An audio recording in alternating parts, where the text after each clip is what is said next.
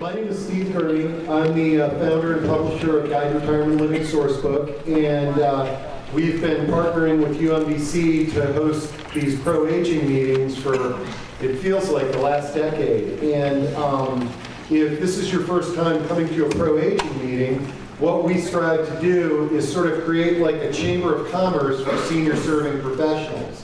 So the cool thing that I can say in this room, there is absolutely no one here you can't just walk up to, introduce yourself to, and have a common interest, and that is to serve seniors and their families. So this is a phenomenal networking event, and after our speaker concludes, feel free to hang out and spend as much time as you can here, because the more people you meet here, the more connections and that can advance and improve the care that we provide to seniors and their families. We've got a couple of little housekeeping items. The first being door prizes and getting a good list of all of you that are in attendance. And Barbara Steiner, my colleague, who's standing up there, she has the fishbowl. So if when you came in, you didn't put your business card in the fishbowl, make sure that you raise your hand and Barb gets that from you.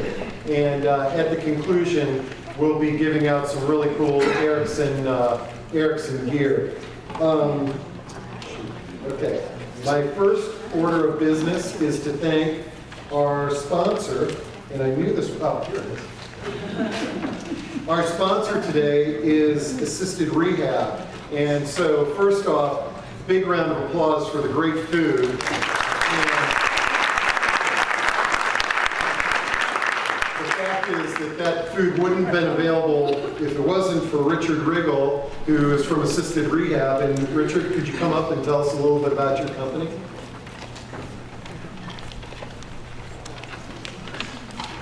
Hello. Yes, I'm not as tall as you.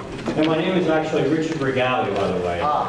So did everybody get something to eat? Yes. Okay, I didn't. Because I got lost.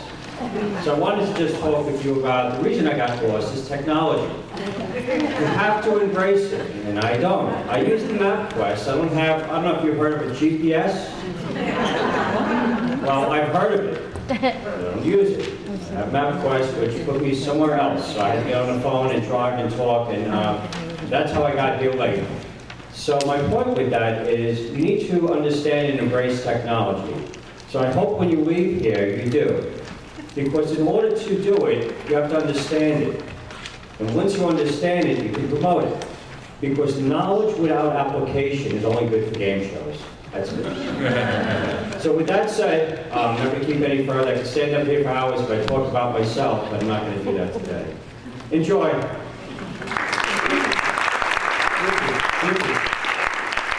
Tell us what Assisted Rehab does. I'm personally really interested. All right, so he's calling me out. I wasn't prepared. Let me start over. I got lost coming here. We're a rehab agency. We specialize in geriatrics. I happen to be a geriatric specialist. I'm a physical therapist. Every time I say that, I think of the hair club for men, which I could belong to too. You know, I'm not just a member. You know, I am the owner. So what we do is we work with the elderly geriatric population, physical, occupational, and speech therapy. We have a couple of facilities that we're at, and I guess basically with that said, a lot of you, if not all of you, are familiar with rehab. If you ever see us or hear about us, come join us, but hopefully you're not a patient. Great, thank you. Okay. Well, without further ado, we'll get the program started. So just to kind of map out the expectations on what we're doing today, we've got a great program for you.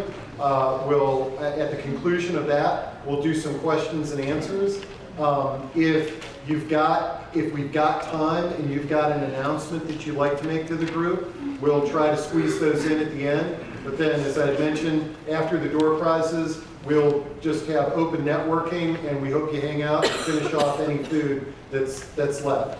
So, without further ado, let's get this started. And I'd like to welcome to the podium Judah Ranch, who is the Dean of the Erickson School of Aging Studies at UMBC.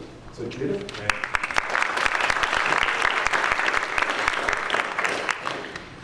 Good afternoon, everybody. Hopefully you've all had something to eat and drink, and you can now sit for an hour or so and be truly enlightened, I think, by what is going to hear. I want to thank Steve for organizing this event as he does every year, and the members of our team, Kevin, Melissa, Jamie, Tunisia, who all work to make this happen. We have a lot of Erickson School alumni in the room, and I'm just wondering, could the alumni please stand up?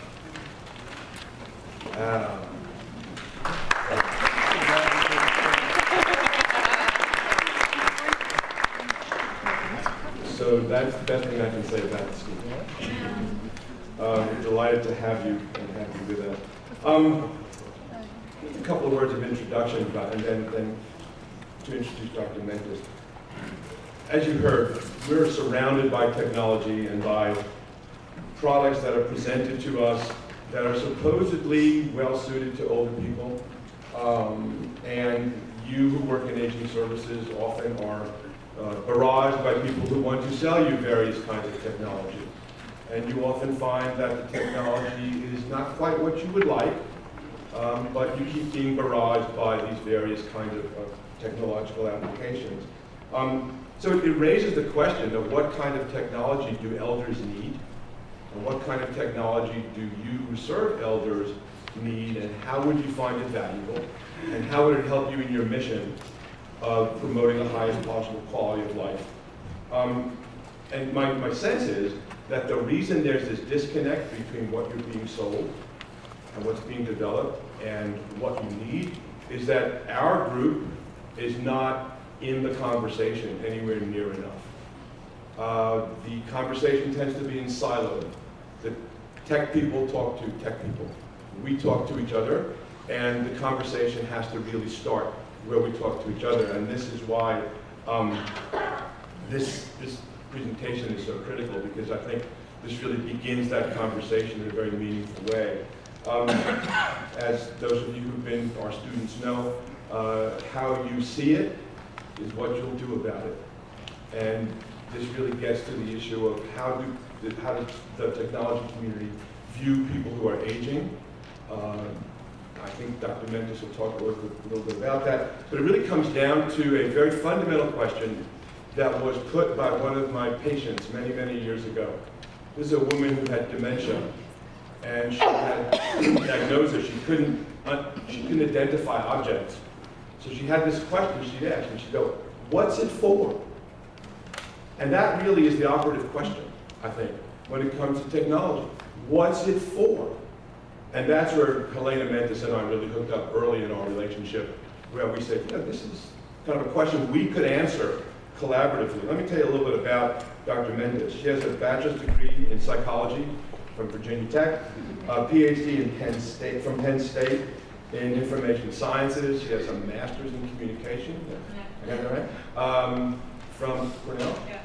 So she's rather well educated, and in spite of that, she's become a primary researcher in the field of information systems that really help people and help people to have a better life. She is currently assistant professor in the Department of Information Systems and director of the Bodies in Motion Lab at UMBC.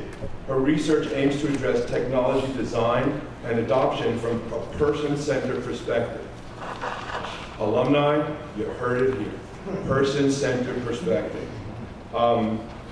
She's most interested in designing and evaluating technologies for movement sensing in healthcare contexts, specifically using commercial sensors such as Microsoft Kinect or Leap Motion device.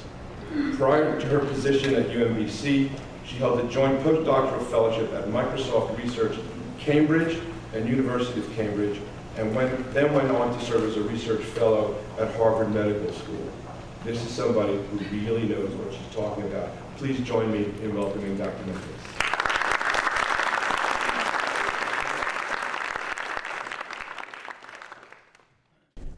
Well, thank you, Judah, for, again, having really high expectations set for me.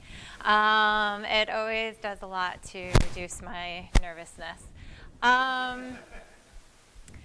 So I would like to say that we're going to talk today about person-centered technologies for healthy and connected aging is the way that I like to talk about it. And I actually very much like Judith's story about what is it for. And I would almost like to add to that another good question is, who is it for? And I hope you keep thinking about that as I start to present some of the technologies that are out there right now. So let's first talk about how have people been thinking about technology. What is technology in the future that we are all striving for? Well, there has been a lot of prevailing perspectives about technology and how it will be integrated in our lives and how it will be integrated in our homes. There are some very funny movies from the 1950s. And most recently, I was watching Back to the Future 2, and I was laughing about the pizza rehydrator. Hey, I don't have that yet in my refrigerator.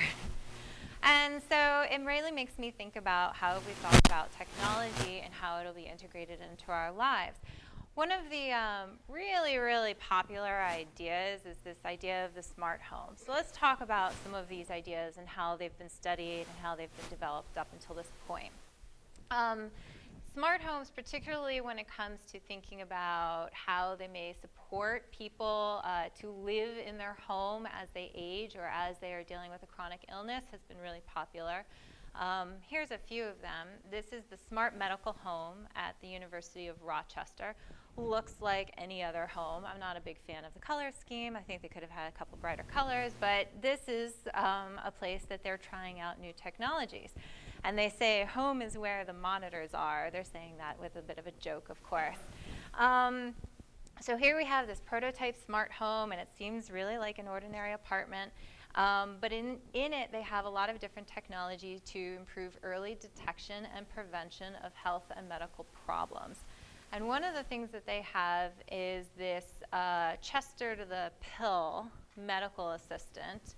And it's a computer-generated icon of an interactive medical advising system being developed to dispense information about medications, side effects, and other health issues.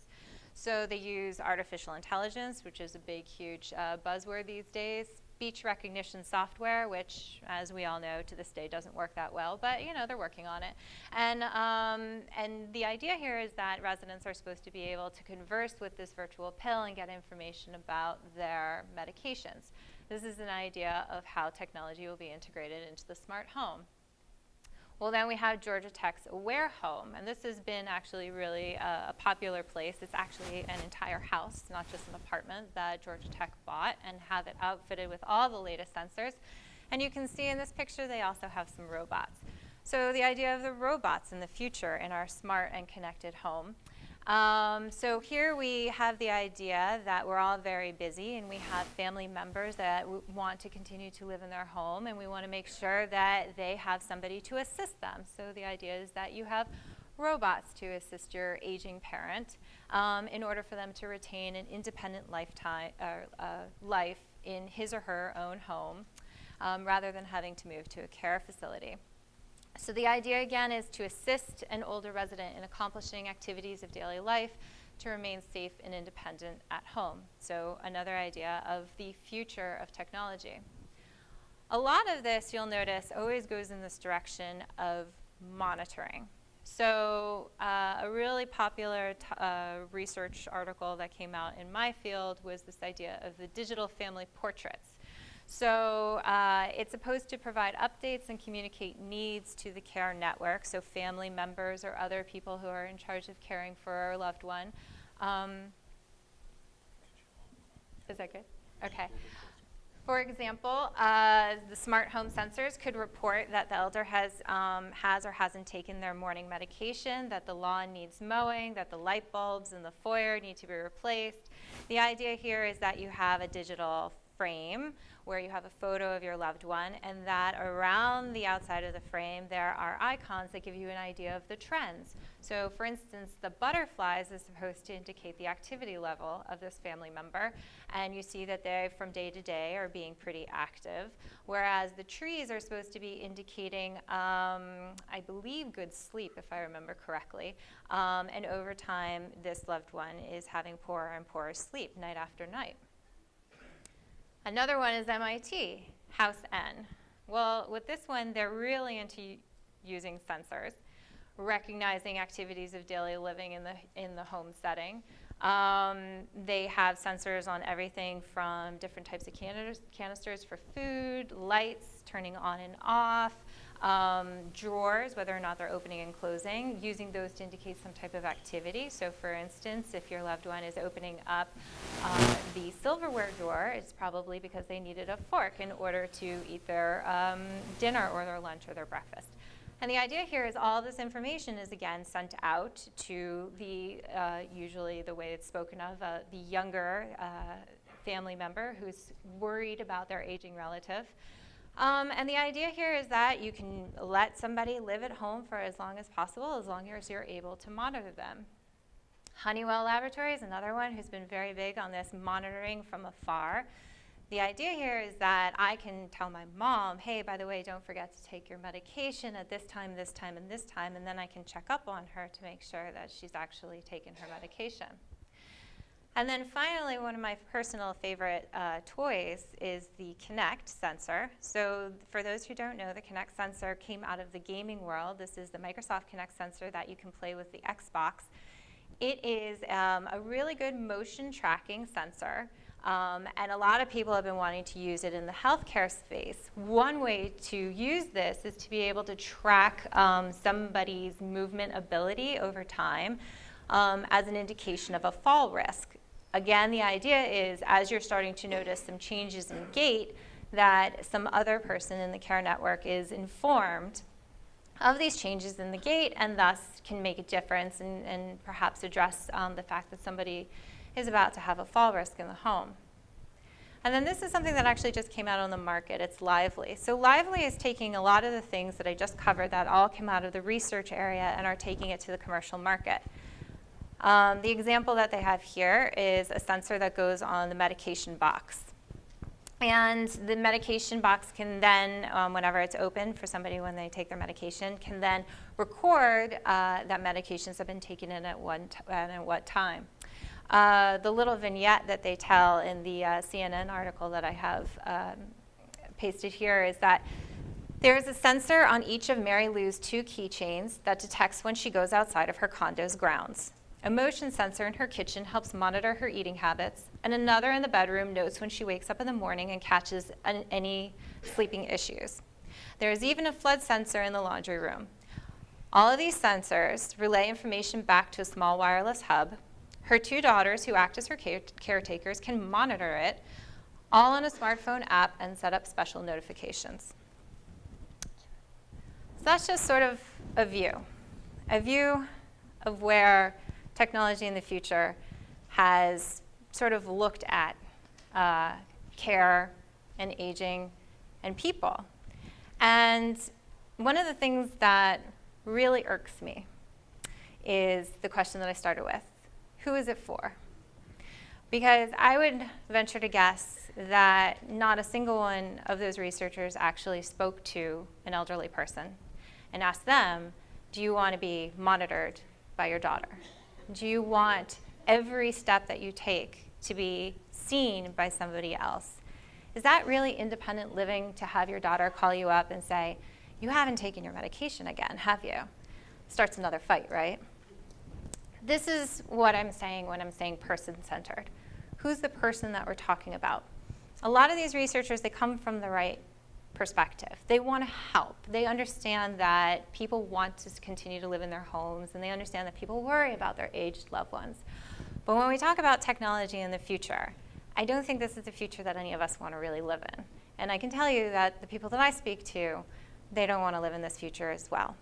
So what is another way that we can really think about technology and how it can really help people and probably achieve the same goals, independent living for as long as possible, everyone feeling comfortable and everybody in the know, but with the right values. Values that I think we all appreciate in this room, at least I hope. So I'm going to lay out 3 reasons why that is not the future. So the first reason is that the future is actually already here. I make fun of the Michael J. Fox movie. Well, that was like 1987. He was basically talking about next year in Back to the Future 2. We're here. This is the future. So look around. What are we living with right now? It doesn't look like what we think. Also, when we talk about the demographics of the population and the trajectories of those demographics and trajectories of health, it means a lot more than simply independence. And the final thing is that people really want to be heard, not simply seen. So let me go further into each one of these. Technology in the future, well, technology in the present. So, Skype.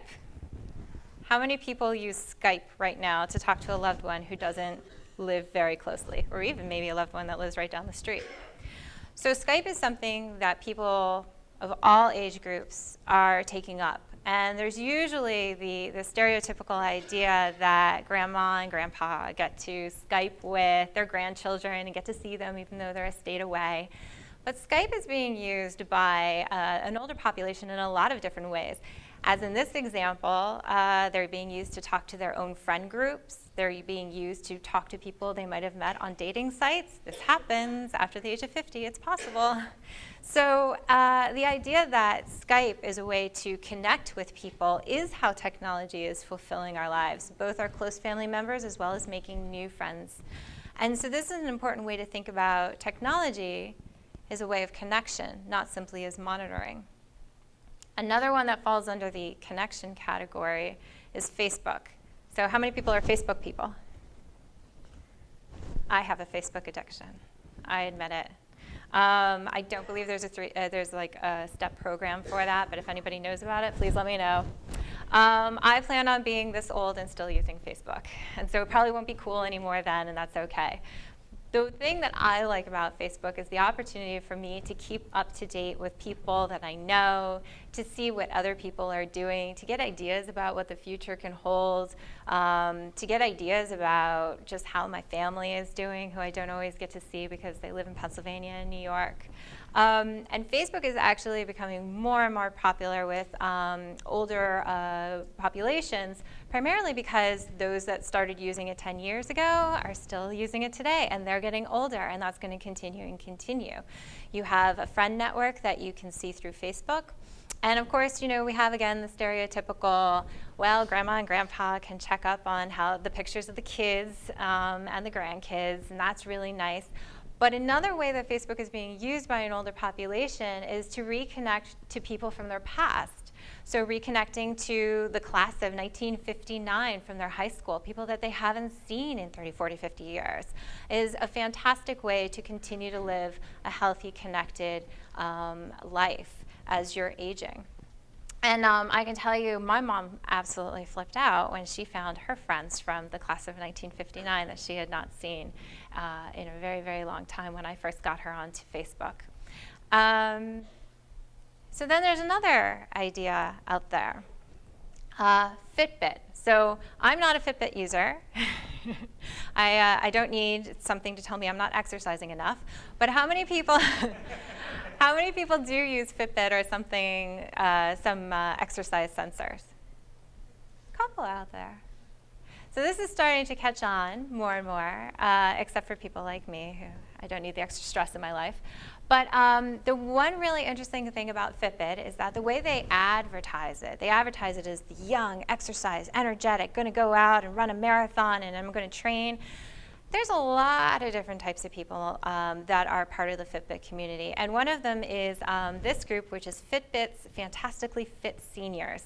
And this is kind of a large social group on Fitbit where they all share their walking numbers and they encourage each other to stay active and to stay motivated and to try new things. And so here we see a technology that is fairly new, that's being taken up by a new demographic, something that probably I'm going to guess that the people who designed the technology did not foresee in the beginning, but that's okay. But this is the technology that we're living with right now, and this is the future. We did not have something that could monitor our step count and share it on a social network, such as we did with Fitbit and some of the other sensors that are coming out right now. So when we think about what is the future and what is technology, I encourage you all to just look around you, to read the newspaper, to see what people are talking about. The Apple iWatch just came out. This is the one that's in the upper left-hand corner here. There's a lot of reasons why the Apple iWatch is probably going to be the next big sensor when we're talking about an aging population and tracking movement and having reminders. It's easy to build applications for, so that opens up the number of people who are thinking about the different types of users who would want to use this.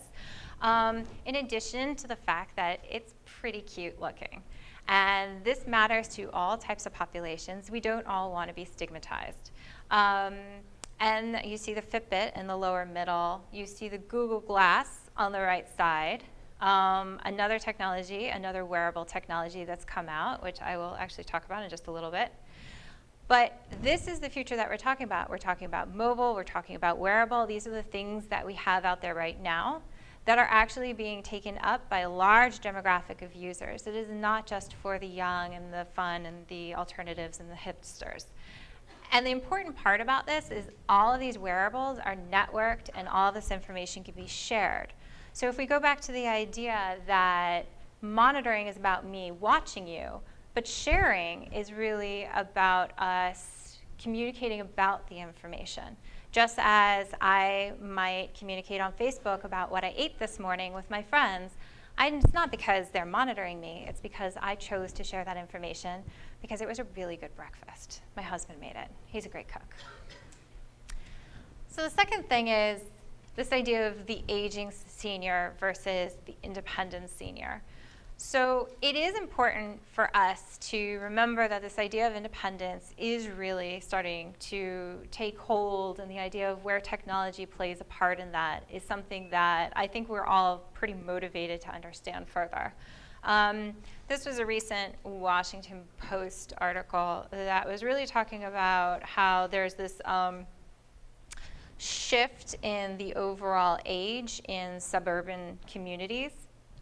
And so the idea that suburban communities were for the young and the early families, well, they're usually moving into the city now, but we see the aging of the suburban community. These are individual homes, two-story homes usually, that have a lawn that need to be cared after. And people want to stay in these homes. Just because their children have moved out doesn't mean that they want to move away, because they've known their neighbors for years. And they may still have barbecues in their backyard with one another. It's a home. It's not just a place to live. And so there's this idea that we need to start being aware of the fact that people continuing to live in their private homes is the trajectory that we're aiming for.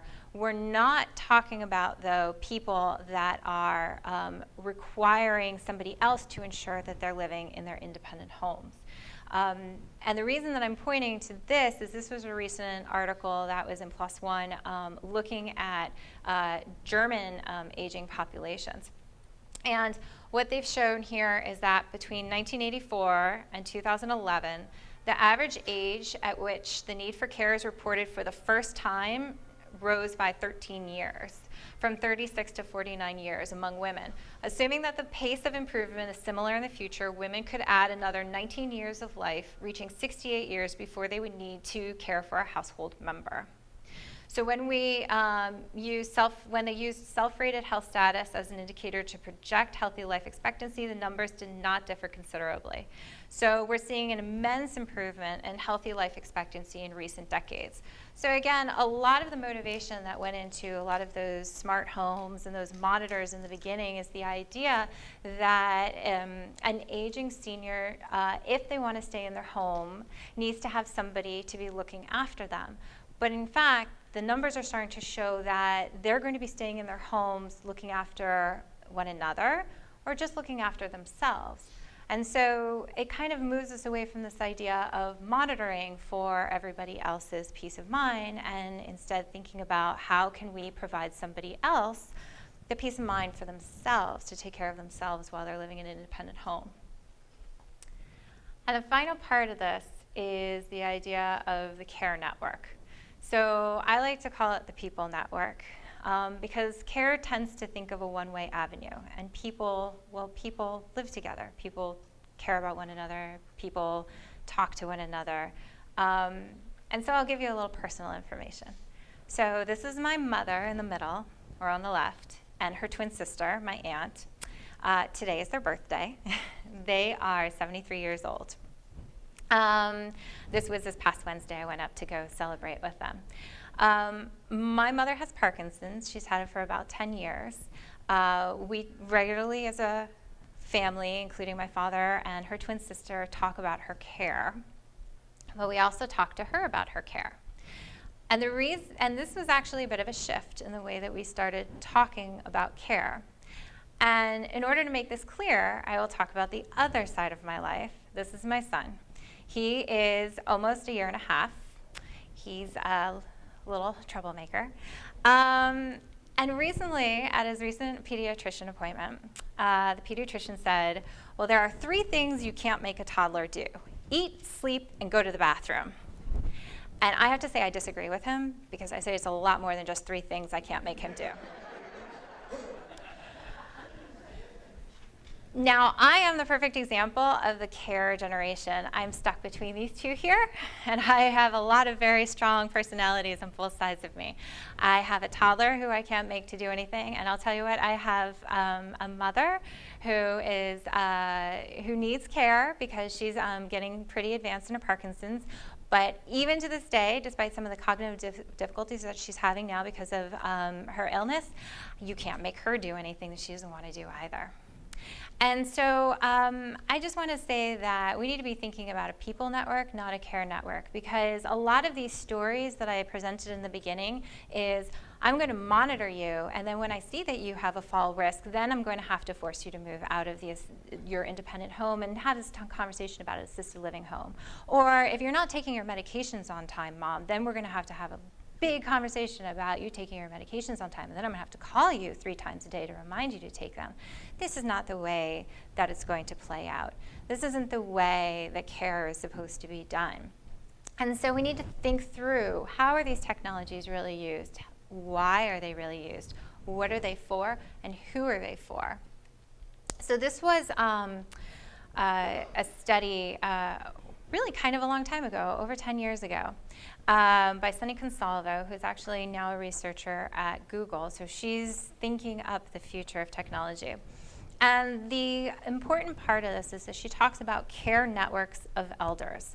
And she has this really interesting quote that she learned from talking to people and how they care for an elder. And she talked to both the caregivers and the aging seniors as well.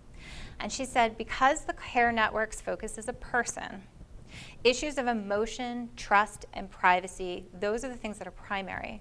What is right for the elder from a health perspective is not necessarily right for the elder emotionally.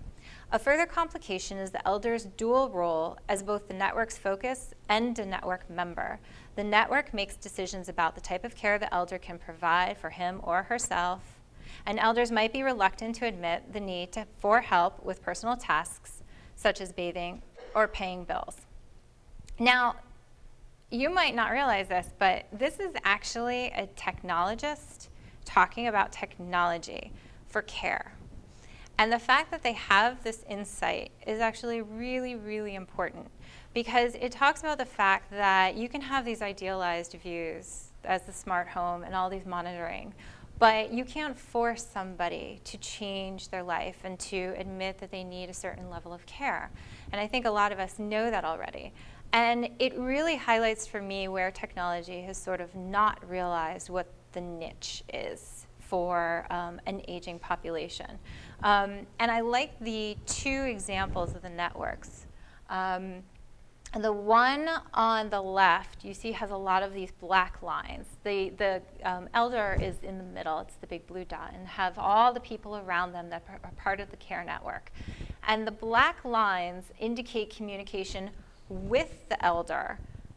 On the right, though, you see a different network, and you see a lot more of these white lines. And you notice that the white lines bypass the blue dot in the middle. And those white lines are communication about the elder. And this is what I'm trying to push out more than anything else is really, where is the person in the middle of this technology?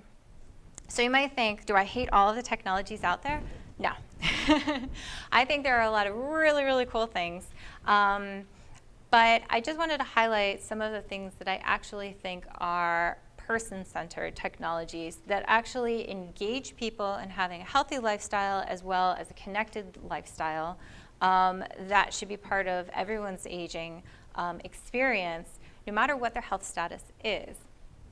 So the first example is appropriating the technology of the quote-unquote young.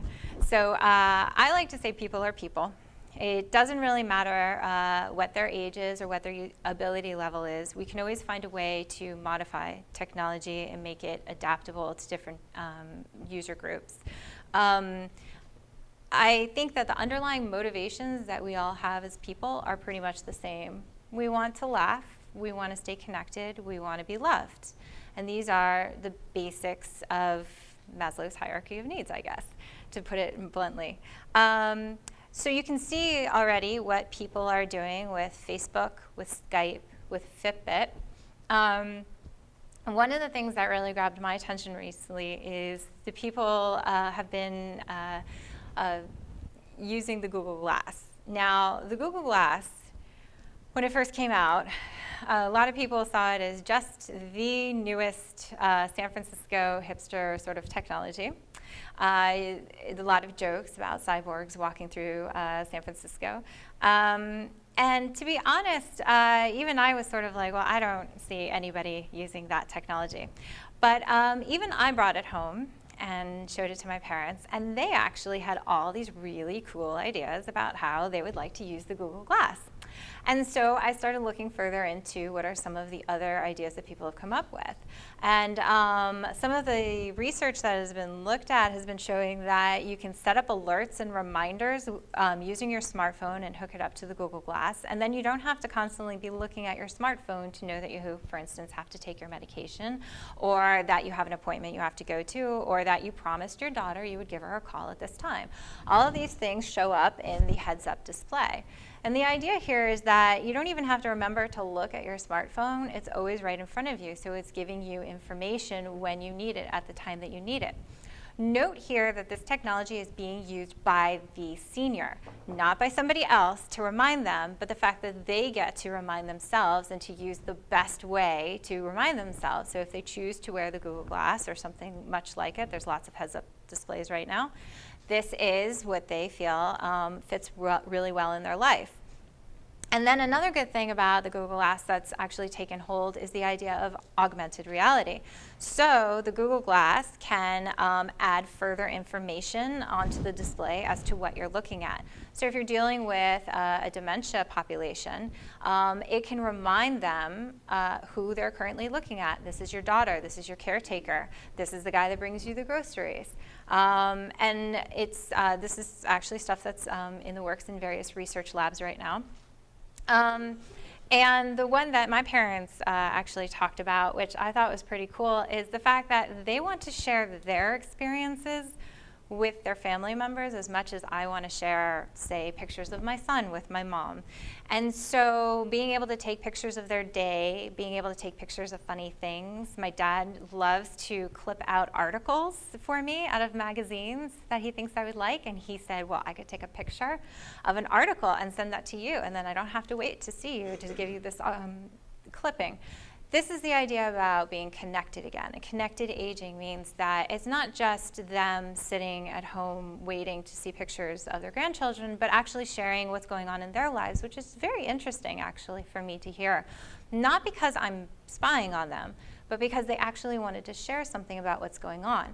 This keeps the lines of communication open, and if there is a problem, the more likely fact is that they already feel that they've continued to have a relationship with me as their daughter, and they can share any of their concerns in the future.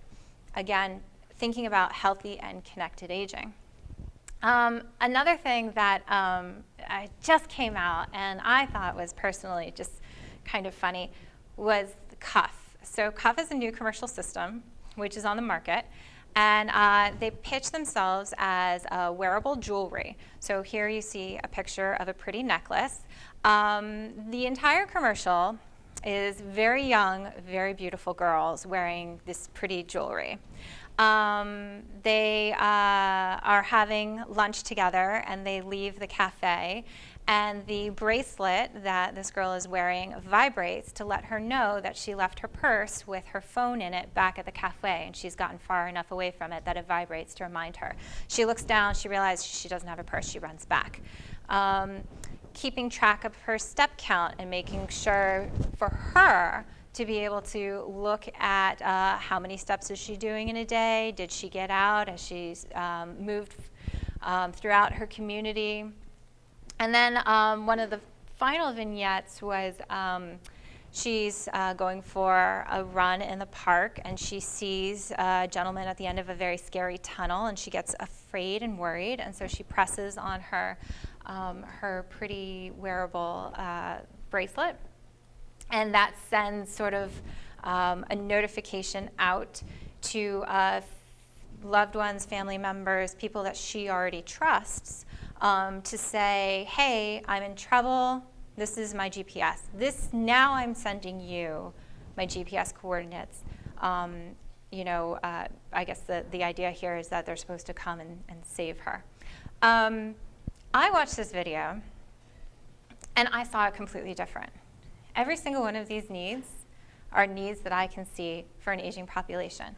An aging population to not feel stigmatized, to wear pretty jewelry that allows them to do things that nobody notices is a way for them to stay connected, or maybe fulfill sort of a failing memory because they have a habit of leaving their purse, et cetera, somewhere. Being able to track how much exercise you're doing because you want to know that you're keeping up with, say, your friends. A lot of these times you see groups of friends going for walks. And also, we all have fear. We all have moments, especially as when we become a little bit more frail, where we would like to know that if I needed to call out for help, whether it's in my own home where I've had a fall, or perhaps when I'm out somewhere and I don't remember where I am, and to be able to call someone and have them be able to come to my rescue. These are the exact same stories. And yet here's a technology being pitched to a very young crowd. Well, I say this is just another example of things that we can appropriate for the community that we care about. The other way of looking at this is specific technologies for the senior crowd. And I'll be honest, I don't have a lot of examples for these because I think the majority out there sort of infantilize an aging senior crowd and treat them as, not people. And so the few that I think that are really important are those that, again, fulfill a need of security for the user, for the person, to call out to somebody they trust, as opposed to constantly be monitoring. And one of the reasons I like this Guardian Angel is because it's just one big button on the front of the cell phone. You just hit it, sends out a text message. But there's other things that we can think about with an aging population. Just because somebody has left their primary employment doesn't mean they don't want to work. And so I thought that this website and others that are similar are actually very important when we consider what technology can do. Technology can help connect people that are older and that want to continue to work in the workplace, perhaps change the type of work they're doing, perhaps volunteer in a new thing that they always wanted to do, and perhaps facilitate those relationships so that you can stay an active part of the community, you can stay feeling like you're viable. This is the only internet web-based technology, by the way, that I am presenting today that is just a website. It's just a website to connect people together, and I think more of these need to come out there. The final thing is technology for person-centered caring. So granted, it's very, very nice to think about the fact that an aging population is always going to continue to stay healthy and active. But there is a higher prevalence of chronic care conditions, and such as my mother, Parkinson's and Alzheimer's, that we know about. So this is some of the work that I guess I just wanted to talk about that I've taken a look at personally from my own research. So and Judah mentioned that I like to use the Leap Motion device. So this is a Leap Motion sensor. It's a very, very small hand tracking sensor that we've been using to build really just very small little applications and games that allow us to track and quantify movement. So this one, the user is moving around his hand in order to catch the incredibly shrinking dot. The information that we can get from this allows us to sort of have an understanding of somebody's movement ability. And for something like trying to catch up to the incredibly shrinking dot, you're actually getting both movement ability and cognitive ability, because it's the whole information processing system. Being able to do this a couple times a day actually gives some pretty good information about, over the course of a day, where your good times and where your bad times. So my mom is the best guinea pig in the world. She agrees to try out every technology that I come home with. One of the things that we learned from doing this with her was that during the day at about 3 p.m., she actually did pretty good with this test. And she didn't do so good at 9 a.m., and she didn't do so good at 7 p.m. at night. And so I wanted to just play you a little video after I showed her the data, and I asked her, well, why would you want to look at this data?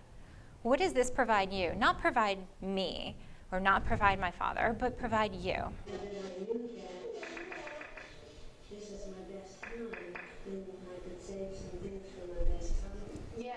And I noticed I didn't, but then it went down. In the afternoon, right around 3 o'clock. Yeah. That's interesting. In my watch, I could do a lot of things, and I've known it for a long time, so I always saved it for that period. Yeah. That is interesting. You give people some power here. Yeah. You know what I'm saying? Some insight to take control of their lives. Exactly. You can hear my son in the background.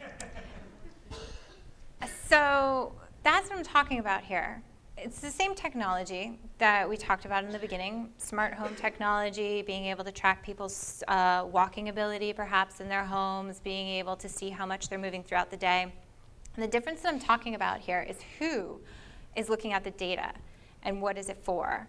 And in this situation, I'm trying to make the argument that the people, the patients, the person, is the one who should have access to seeing their own data and to be able to engage with that data and help interpret that data. What we've been doing, actually, that video was from about a year ago. In the past year, I've been working with neurologists down at University of Maryland's School of Medicine. We've actually put a sensor like this into a study with Parkinson's patients. And we're actually showing them their data before and after they've had deep brain stimulation therapy, trying to help them be able to see the difference in their own movement ability before and after the stimulation therapy. And this is just some examples that we've been doing, but the important part of this is the conversations that looking at this data start, because people really get engaged with trying to understand themselves, and they then turn to their clinician and they say, well, do you think the next time I'm here that we can try to do more with this, or do you think that perhaps we should up the stimulation level next time, or oh, I see that actually does work. Okay, I was nervous that it wasn't going to work. Not to mention, many of these people come to their clinical appointments with a fellow caregiver, usually a husband or a wife, but sometimes an adult daughter or son. And that engages them as well into the data, being like, yeah, I noticed that you did get better, and so maybe next time we can try a higher stimulation level. The idea here is that it's not the data that's really driving any of these decisions. It's not really the sensor that's really making a difference in how we think about care. It's the communication and the relationships between the care network that we can facilitate by starting to use some of these technologies. I've started to, with my graduate students, talk to other people, new startups that are interested in the dementia space. So this is always a really popular area for startups to get into, and a lot of them really come at the problem, as we saw from the beginning, being able to monitor the movement of a patient who has dementia, and being able to track their movements and send that back to a caregiver.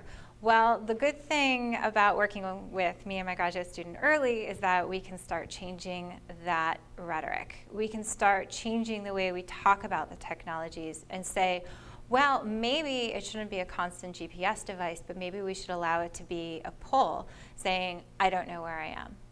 I'm scared. Come and get me now.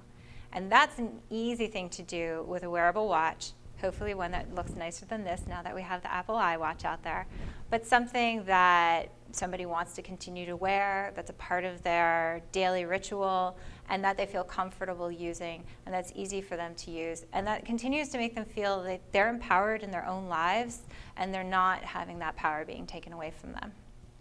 So that is what I wanted to share with you today. I welcome any and all questions. Thank you.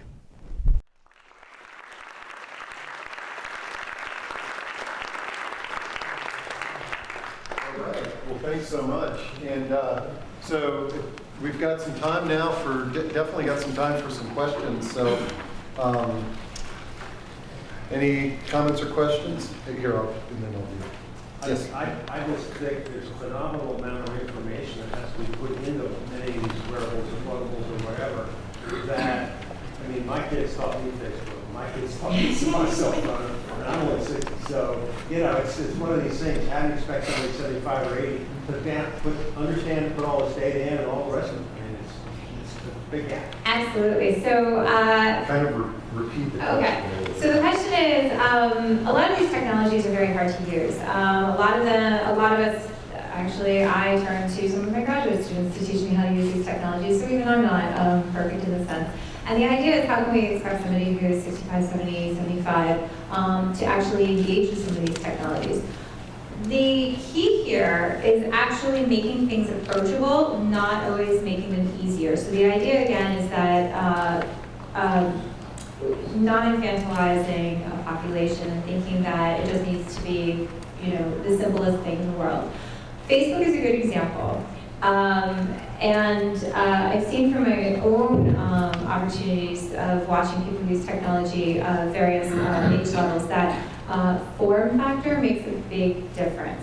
And it really comes down to fear more than anything else. So a lot of aging populations will look at a computer and say, that's a computer, it's for work, I don't know how to use it, I don't know how to use the mouse. That's a point of fear that's stopping people from wanting to use it. Something like the iPad has actually had a really, really significant impact on older generations being able to take up computing. There's a lot less that needs to be learned. Direct interaction, so touching the touchscreen instead of having to learn how to use the mouse, has made a big difference. And so that is actually the direction that I usually like to encourage people to go. Think about how to make the hardware seem more approachable, and the likelihood is that people will be much more, the fear levels will go down. There is definitely a huge problem that not everybody's going to take up all the new technologies right away. It's just not going to happen. But we also have to think 5, 10, 15 years down the road as well. And the population right now that's in their 40s and 50s are definitely going to be tech savvy, and they're going to want to continue to have more and more technology around them. So that's the other side of that. Great. Okay, we got another question. Hi, my name is Lisa Max, and one of the things, I have a company that owns assisted living homes for the frail elderly. One of the things we're working on is using this technology for personalized entertainment and activities. Yeah. So that we can engage people with their favorite music and their family's photos and activities that might be appropriate and links to Facebook, and trying to put that all into one place, because we find that it's very tough to use, nobody's figured out how to use this technology to keep people engaged and really using it for the entertainment and fun value. So I'm just wondering if you've run into anything or anyone working on that, because we'd love to collaborate or, figure out what we've done and kind of leapfrog it into other things in the market or in development. Absolutely. So the fun factor is huge. I mean, why does anybody do anything? It's not because you have to do it. It's because it gives you some enjoyment in life. And actually, I suggest you talk right in front of you and to the right. That's Helena. She is working with me, and we're actually looking at exactly some of those topic areas about allowing particularly people with dementia to engage with the type of media that they are most interested in. And the reason for that is because that's where they are living. Right. And so they shouldn't be faced with sort of the new pop culture that's around them every day. They should be listening to Elvis if that's where they are in their own timeline, in their own schema. It gives them a sense of comfort. And that is a great use of technology, so I highly recommend you talk to her. Thank you. So you don't know anything out there that has kind of figured this out yet? Figured it out? I mean, in terms of a product that's in the market. Well,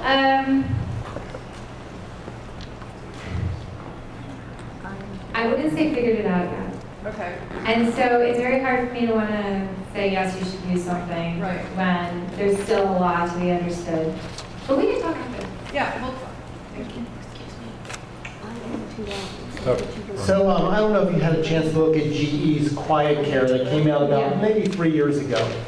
We implemented it into our assisted living, but honestly, I really thought it was probably premature, but not from that level. I really think it's a great tool, or there could be tools that are put together for the caregiver who placed mom or dad or worked with mom and dad, to put them in the assisted living to keep the assisted living honest. Yeah. And that really is going to be a big market, and certainly from the assisted livings who are all competing, to have that in place so that I can keep you honest and really know that you're doing the job with my loved one, probably is a great consumer future goal, product. Absolutely, and that totally fulfills the need of what is it for and who is it for. So if we're remembering that the person who's probably most capable and caring about how is somebody being cared for is going to be the loved ones, and that's going to be what they're really staying up at night and worried about. So I completely agree with that.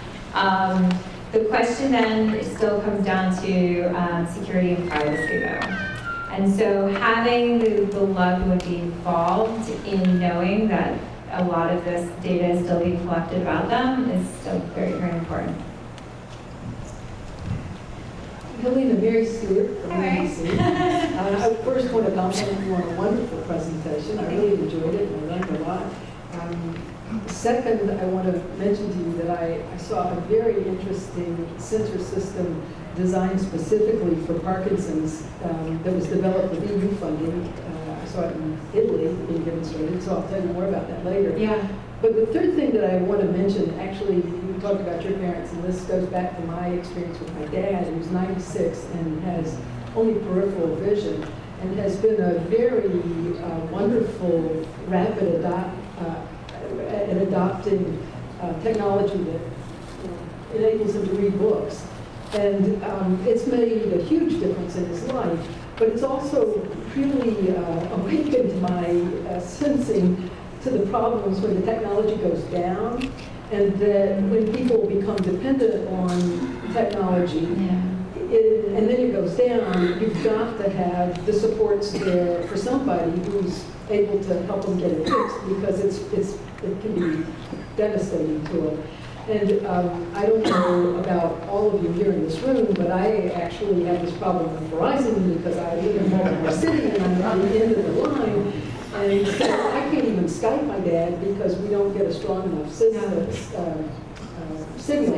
And so, and it's taken the last month even to get my internet coming up and down. So I think that these kinds of, you're working along the right track, but there are any number of steps to getting a seamless system of support for people in the communities. Yes, and the unfortunate part of that is that a lot of that is not a technology problem. And this is where I think advocacy needs to be focused for those who are advocating on the part of seniors, primarily because the current pay structure and access to the internet is really questionable.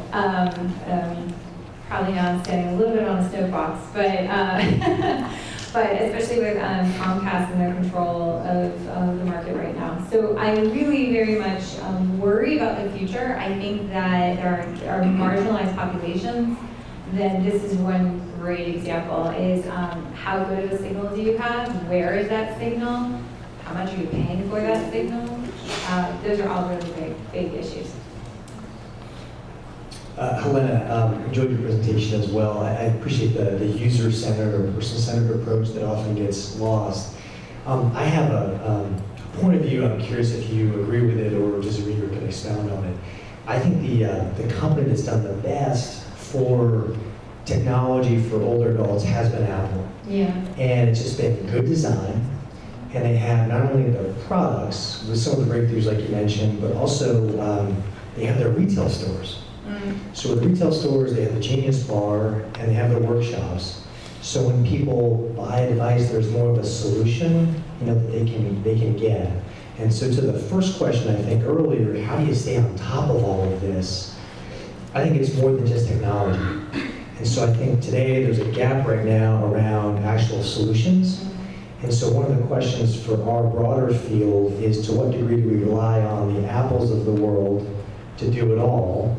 Or do we potentially find ourselves de facto in the technology business? So I was curious to get your take on that. Yeah, that's actually a very good question. And very good comment. So Apple has done remarkable things, and the thing is that they've done it because they have taken accessibility as something that they care about. So the accessibility community is actually, well, I mean, even they'll complain about some things that Apple does. But that's the reason why Apple's gone in that direction, is because they wanted to make sure that they are compliant and supportive of the population. It's really, really unfortunate that this has not gone further. And I think the more important aspect of that is that there is this uncool factor to even state that they have those Genius Bars, specifically because they know that there is an aging population that everybody's using iPads. Everybody buys their grandma an iPad at this point. And so that uncool factor is actually the problem. You see like the Cup, for instance. They wanted the youngest, prettiest girl they could get into that commercial. And I'm like, but I can tell you who's going to buy this. This is fantastic for various reasons, but they're not going to commercialize that. What's your about that segmentation?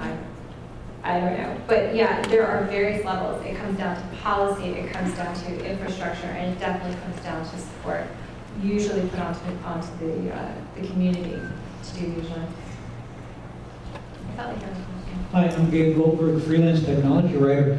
Following up on the keeping up with technology, there are great resources in community technology groups. If you're in Virginia, or in Fairfax County, there's a group that meets at George Mason University where the demographics are seniors. It's a joint meeting of OLLI, Osher Lifelong Learning Institute, and a group called PADAX, Potomac Area Technology and Computer Society, and it's 60, 70, 50, 80-year-old people, and it's mutual support. People are giving presentations, people are talking about things they've discovered, people are helping other people with things they've learned, and there are lots of computer clubs at senior communities. Green Spring Village in Springfield has a very active computer club, and they just started an iPad forum. There's a computer club at Riderwood, there's a computer club that meets at, I can't remember its name, it's on Georgia Avenue. up north of Silver Spring, but all kinds of community groups that seniors can come to and not be alarmed because they're not there with teenagers who are speaking a language that they can't understand. They'll be there with peers, and all of them can learn from each other. All of them have something to offer, and all of them have something that they need to learn. And for PADACS, the one that meets out at George Mason University, it's PATACS.org. Okay, we'll do a couple more questions and then we'll do networking. Thanks. Good afternoon. Susan Mott from Health Trends, and I actually wanted to speak to the young lady over here that was asking about being able to connect seniors through fun. There's a company called Video Care that you need to reach out to because Video cam? Video Care. Care. Video Okay. Care. And what you can find out is that they will connect you with Facebook, pictures of families, and it's all geared towards seniors. And if anyone else needs any of that kind of Have you information. used it? We are researching it. Health Trends is actually, what we do is we do assistive technology for seniors. So we have not brought it in yet, but we are researching it now. Any other questions? Oh, right here, okay. Melinda Jabby, president of GROWS, a grassroots organization for the well-being of seniors in Montgomery County. We recently previewed a movie called Cyber Seniors in downtown. This is an amazing movie because it ties all this in where we're connecting seniors with technology who kind of had this fear of it, but also very strong group. What do high schools need? These kids need community service hours. And it's a great way to break down those barriers of the young people not knowing what to expect from old people kind of a little shy of young people. And one of the young men at the end of the movie said, you know, at first he said, I thought of him as an old gentleman. He said, and now he's just my friend Steve, who I come by and see and help on the computer, etc. So we will be doing another premiere of that movie in Silver Spring early 2015. If you have not seen it, if you get the opportunity to see it, it's a fabulous movie. Check it out. Thank you. Great, thanks. Okay, how about one more? Okay. I'd like to know to what extent do you interface with seniors in your work? So I always start with my user group, always. It's very easy for me to get very excited about new technologies. There are so many new cool technologies out there. But in order to really do something that's person-centered, the most important thing to do is to talk to the people who are going to be using it. So starting for that first question with who. The other thing, and I kind of thought of this, but I hadn't brought up before when we were talking about seniors teaching seniors, is that there's another way of doing design and development, and that's with the users themselves. It's called participatory design, but it is probably the best way to really innovate new technologies. Just as seniors are probably the best people to teach other seniors because they understand where they're coming from, they're also probably the best people to come up with the next generation of technology. And I was just reading this in a Washington Post article where it was talking about it's the next generation of innovators are those that are in their second, third career, and they're just tinkering on the side, but they have ideas. They have ideas that we should be catching on to. It shouldn't be just these young 20-something startups that sit out in San Francisco. So to go back to your original question, I always am talking to my user group, but I actually now want to do more where I'm engaging my user group in the actual design process, as opposed to taking knowledge and then going away and doing the design, and then coming back and saying, well, what do you think? Because I think we can do much better than that. All right. Well, thank you so much. Okay.